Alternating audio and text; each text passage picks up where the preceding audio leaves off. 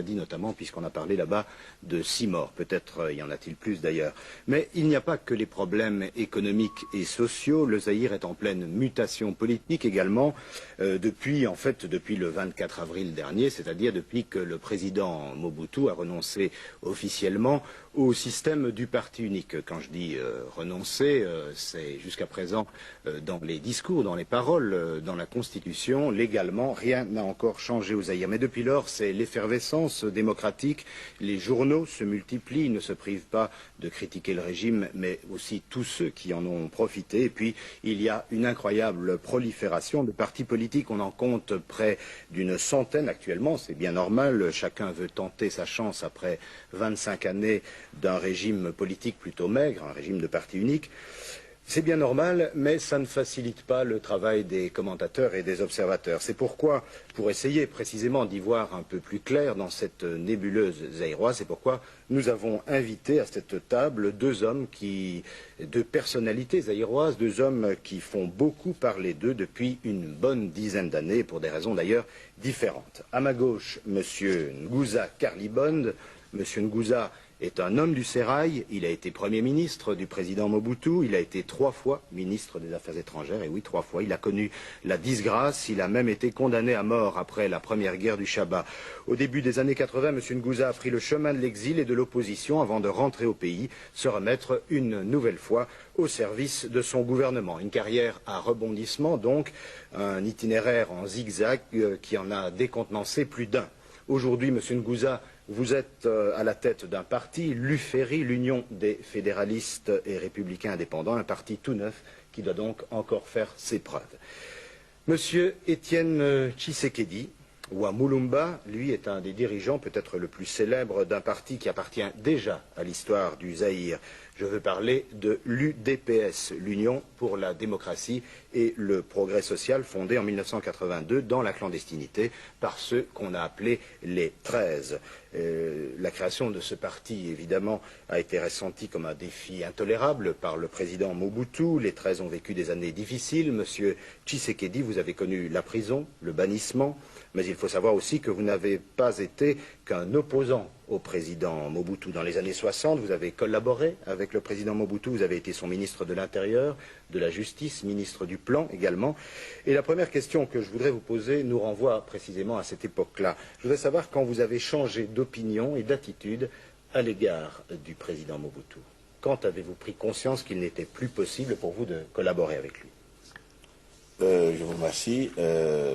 D'abord, sachez que, quand vous dites très bien que j'étais dans le gouvernement de M. Mobutu, ce n'était pas par le choix de M. Mobutu. J'étais député au moment où M. Mobutu venait de faire son coup d'État. Et il avait donné un semblant de collaborer avec le Parlement qui existait à ce moment-là, dont les membres venaient d'être élus au mois de mai 1965. Et en signe de cette collaboration, il a demandé aux députés, aux sénateurs que nous étions à ce moment-là, de désigner par province une personne qui serait dans son gouvernement. C'est ainsi que j'ai fui désigné par mes collègues députés, sénateurs de ma province à ce moment-là, qui s'appelait Sud Kasaï, pour entrer dans le gouvernement de M. Mobutu, où j'ai rempli les fonctions de ministre de l'Intérieur. Tout de suite après, M. Mobutu a supprimé le Parlement, il a interdit le parti politique, il a supprimé les syndicats, etc. Et vous êtes resté ministre? Et je suis resté ministre, et bien sûr, immédiatement, je me suis mis avec d'autres collègues à faire pression sur M. Mobutu pour faire comprendre l'intérêt qu'il y avait à revenir à la vie démocratique normale. Il a fini donc par, comme j'étais ministre de l'Intérieur, il a fini par me charger d'élaborer un projet de constitution à soumettre au référendum populaire. Ce qui avait été fait est que cette constitution fut promulguée le 24 juin 1967. Et je souligne que 1 mois et 4 jours avant, exactement le 20 mai 1967, nous venions, M. Mobutu, moi-même et d'autres amis, de créer le mouvement populaire de la révolution, le MPR. Et l'article 4 de cette constitution consacrait le bipartisme. Ceci, c'est pour souligner que le MPR n'a jamais été créé comme parti unique. la Constitution consacrait dans son article 4 qu'il n'y aurait pas plus de 2 partis en République démocratique du Congo à ce moment-là. C'était vraiment un minimum. Oui, un minimum qui venait de quelque chose. Je vous ai dit que je venais d'être élu député aux élections de 1965. Immédiatement après ces élections, nous, les élus politiques, très librement, sans que la Constitution nous y oblige, nous avons tenu absolument à supprimer tous ces partis à contour ethnique ou tribal. C'est ainsi que nous avons créé la CONACO, la Confédération nationale congolaise, parti qui était majoritaire, présidé par M. Moïse Tshombe. Et nos adversaires, qu'on appelle normalement groupe Mbinza, se sont bien vus obligés de créer aussi, pour faire face à cette réalité politique, de créer aussi un autre parti qui était le Front démocratique congolais. Oui, là on entre peut-être dans les détails. Non, ça c'est important pour que vous dire qu'à ce moment-là, très librement, les hommes politiques zaïrois avaient fixé eux-mêmês, créé ces 2 partis. Vous étiez tous d'accord pour mettre de l'ordre dans la maison. Exactement. Donc c'est pour ça que le ministre de l'Intérieur, donc cette expérience, bien sûr, M. Mobutu y a mis fin avec son coup d'État, mais c'est comme ça qu'il faut un ministre de l'Intérieur que je devais faire cette constitution, ce projet de constitution. Il fallait absolument recommencer par l'expérience à laquelle notre histoire nous avait amené. Donc c'est pour ça que vous pouvez comprendre pourquoi dans la constitution de 1967, nous nous sommes fixés à pas plus de 2 partis politiques. C'est cela, mais enfin votre collaboration avec le président Mobutu était fondée, j'imagine, sur un minimum de confiance à son égard. Absolument. À ce moment-là, je crois que la collaboration était exacte, parce que je ne pouvais pas, avec mes amis, l'amener à revenir à la vie démocratique normale s'il n'y avait pas collaboration. Alors qu'est-ce qui a changé à un moment donné? Mais bien sûr, quelque chose devait changer. D'abord, immédiatement après ce projet, il m'a invité de l'Intérieur pour la justice, après la justice et le plan, au mois d'août 69. Alors là, je n'étais pas seul, et tous les amis avec lesquels nous avions du poids autour de lui, il nous a envoyés à l'extérieur comme ambassade. Moi, j'étais à l'ambassade. Moi, j'étais envoyé comme ambassadeur du Zaïre au Maroc. Et au mois de mai 70, M. Mobutu réunit son congrès et supprime l'article 4 de la Constitution et institutionnalise le MPR, donc à la manière que vous connaissez, un parti dont les membres le sont par naissance. C'est à ce moment-là que vous avez été convaincu qu'on allait vers le régime personnel. C'est à ce moment-là que nous sommes rendus compte des réalités que ce monsieur allait nous amener très loin. Et bien sûr, vous savez, on ne pouvait pas engager la lutte tout de suite. Il était en position de force, on ne pouvait pas, à condition de se faire éliminer physiquement. Il fallait du temps. Et le temps, justement, nous avait été donné par la nouvelle réélection. Nous avons été réélus cette fois-ci démocratiquement aussi, parce que après la guerre de Chabat, nous croyons que le président Carter avait fait des pressions sur lui et nous avons eu des élections réellement démocratiques. Une fois élus, nous avons alors tenu cette fois-ci à faire valoir nos prérogatives constitutionnelles et à nous montrer, à engager toutes sortes de contrôles de l'exécutif, c'est-à-dire du gouvernement. C'est ça, et à partir de là, c'est un peu l'histoire de votre opposition. C'est à ce moment-là d'ailleurs que les 13 dont vous avez parlé tout à l'heure se sont manifestés, oui. Et c'est le départ de notre opposition. J'aimerais maintenant savoir ce que vous pensez de l'itinéraire de M. Ngouza Karlibon, qui est quand même très différent du vôtre. Ben, mais moi je crois que M. Ngouza étant là-bas, je préfère que vous le demandiez à lui. Non, mais c'est votre opinion que je voudrais avoir. Non, mais mon opinion reste mon opinion, mes idées restent mes idées, je ne sais pas les dévoiler ici, je crois que ça n'a rien à faire. Nous sommes ici pour informer l'opinion sur nos itinéraires et nos manières de voir, et non pas pour donner des jugements sur des compatriotes, mais pour encore vous, plus qu'ils sont présents. Mais pour vous, monsieur Ngouza est un baron du régime? Ben, je ne vois pas les choses de cette manière-là, monsieur Bastin, je m'excuse beaucoup. Si vous permettez que je vous dise comment moi je vois les choses. Pendant 25 ans, M. Mobutu s'est permis de monopoliser les médias et l'information en Occident. Nous n'avons que très peu l'occasion de le faire. J'ai passé ici en 87, je passe maintenant. Moi, je crois que l'objectif que je vise est particulièrement d'informer le peuple ami, parce que nous avons des raisons de considérer que le peuple belge est un peuple ami. Nous devons informer le peuple ami pour lui dire comment l'opposition qui a été maintenue longtemps en silence voit les problèmes.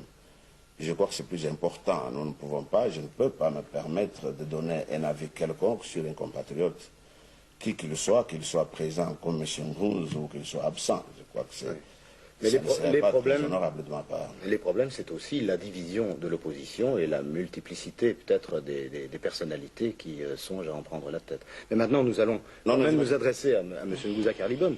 Vous acceptez l'appellation baron du régime? Je ne sais pas ce que ça veut dire d'abord. Vous savez que j'ai toujours été contre les schémas établis. Et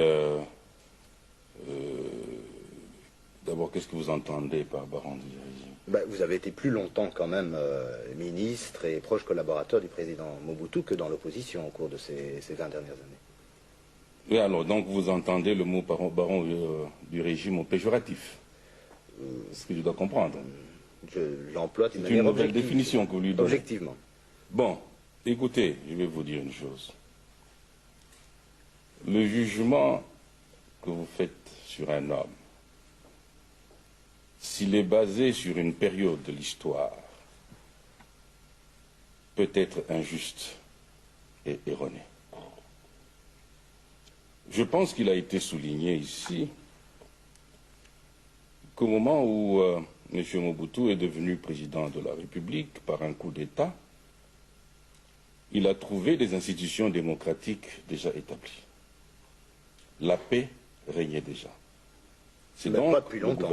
le gouvernement qui l'a précédé. Vous saviez que la rébellion était à 20 km de Kinshasa. Bon, si vous ne dites pas pour longtemps, vous faites allusion à l'approche des rébellions dans le Kivu. Je veux dire, ça ne faisait pas longtemps qu'il y avait une relative accalmie au Zaïre. C'est exact, vous avez raison. Alors, donc de bonne foi, ceux des parlementaires qui étaient là, puisqu'il a promis de collaborer avec le Parlement, de collaborer avec tout le monde, avec la population, de bonne foi, tout le monde lui a donné son appui. Tout le monde a collaboré avec lui, les jeunes intellectuels, moi j'étais dans la diplomatie, vous savez, tout le monde lui a donné son appui, de bonne foi.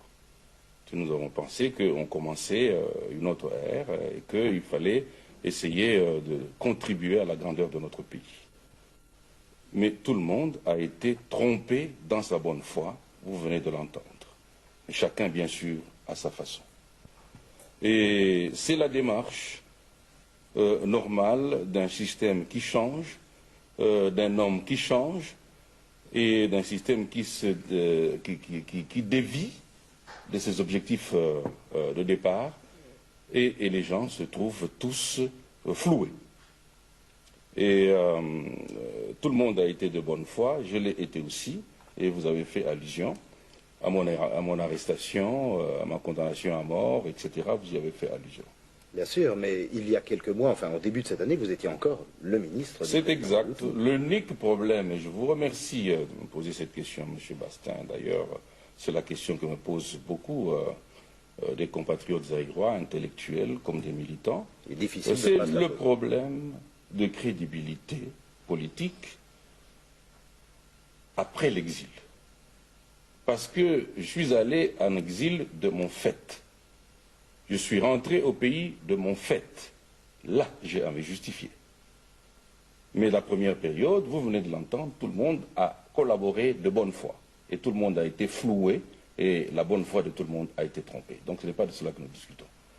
Je suis venu ici donc, parce que dans un mouvement de révolte, comme Premier ministre, ayant constaté ce qui se passait sur le plan économique et financier, et que les éléments même de la gestion d'un gouvernement m'échappaient, c'est-à-dire la Banque centrale, la GECAMIN, et l'AMIBA et toutes autres grandes entreprises de production m'échappaient complètement et dépendaient directement du chef de l'État. Alors, à partir de ce moment-là, mon rôle n'était pas là. J'étais devenu un petit secrétaire, je n'étais pas Premier ministre. Sur le plan politique, cela concordait assez drôlement à l'arrestation des 13 parlementaires. Alors, je cautionnais en quelque sorte sur le plan politique l'arrestation d'hommes politiques qui, dans le Parlement, protestaient contre une situation qui me révoltait moi-même comme Premier ministre. C'est ça, donc il faut que les gens n'étaient pas là, j'ai quitté. Il faut que le public comprenne bien ici, effectivement, que vous étiez Premier ministre à l'époque où on a arrêté au moment où j'ai Tshisekedi. démissionné. Donc je n'ai pas démissionné ou je n'ai pas fui le pays parce que j'étais un repris de justice. J'étais Premier ministre et donc au fait, tout simplement, de mes fonctions politiques que j'ai quittées à ce moment-là librement. Et vous êtes témoin, vous, M. Bastin, De votre toute la retour en lutte, 85. de toute la lutte qui a été menée ici jusqu'à 85. Oui, et témoin aussi de votre retour en 85. Exactement. Vous êtes retourné au Zaïre forcé. C'est ce problème de crédibilité-là. Pourquoi suis-je rentré? En fait, il y a deux questions. Un, pourquoi suis-je rentré? Pourquoi, à mon retour, ai-je de nouveau collaboré? Première question d'abord. Je suis rentré parce que c'est ça la noblesse de la vie politique, ou de la politique tout court. Il faut savoir célébrer ses triomphes, c'est vrai, mais il faut savoir aussi assumer ses échecs. Et là, en rentrant, j'ai pleinement assumé mon échec politique. C'est-à-dire, je suis venu pour combattre un régime. Et j'ai fait une analyse que ce régime-là, qui tenait plus, non pas du soutien populaire, parce qu'il ne l'avait pas, mais du soutien extérieur, parce que basé sur un certain consensus occidental. Donc, la toile de fond, c'est toujours la guerre froide. Je suis allé aux États-Unis. J'ai parlé au Congrès des États-Unis.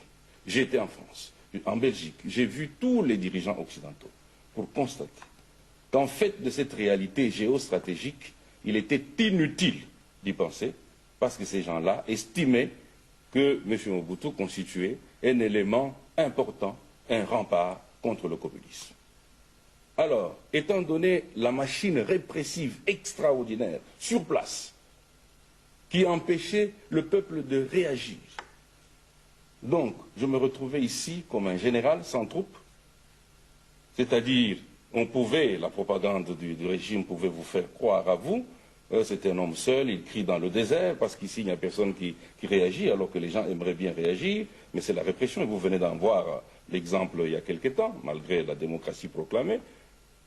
Et d'une part, donc, général sans troupes, et d'autre part, échec dans le constat du fait que les gens qui sous-tendent l'action sont prêts même à intervenir militairement pour le Alors, vous voyez, après ce constat-là, je suis rentré. Mais fallait-il que vous Maintenant, rentriez c'est vous la mettre au deuxième service de votre gouvernement? C'est la deuxième question.